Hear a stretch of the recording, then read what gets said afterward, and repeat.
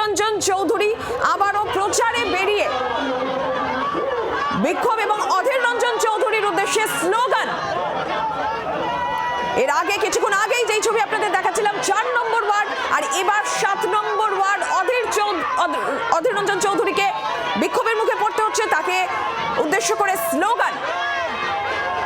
গতকালকের পর আজকেও প্রচারে বেরিয়ে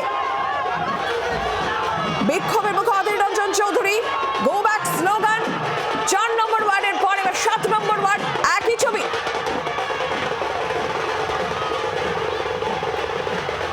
সোমা মাইতি রয়েছেন আমাদের প্রতিনিধি টেলিফোন লাইনে। সোমা, এবার 4 নম্বর ওয়ার্ড, সেখানেও বিক্ষোভ, গো ব্যাক স্লোগান।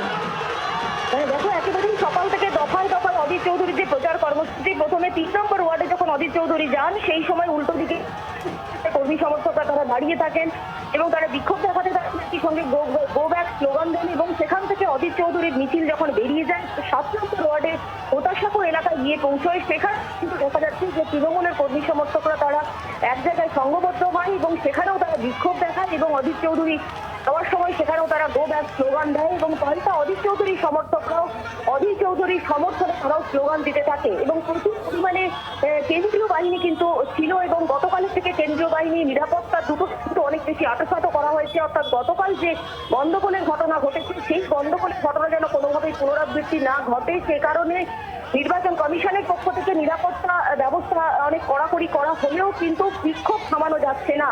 অর্থাৎ অধীর চৌধুরী যতগুলি ওয়ার্ডে যাচ্ছেন, আমরা প্রচার পর্বের প্রথম দিন থেকেই দেখছি সমস্ত জায়গাতেই এই গো ব্যাক স্লোগান অধীর চৌধুরীর বিরুদ্ধে তারা আনছেন এবং বহরমপুর পৌরসভা এলাকায় অধীর চৌধুরী প্রচারে যাচ্ছেন এবং গো ব্যাক স্লোগান তাকে শুনতে হচ্ছে। এটা কংগ্রেসের পক্ষেও কিন্তু এটা একটা তাদের ভাবাচ্ছে, রাজনৈতিকভাবেও তাদেরকে কোথাও এটা ভাবাচ্ছে।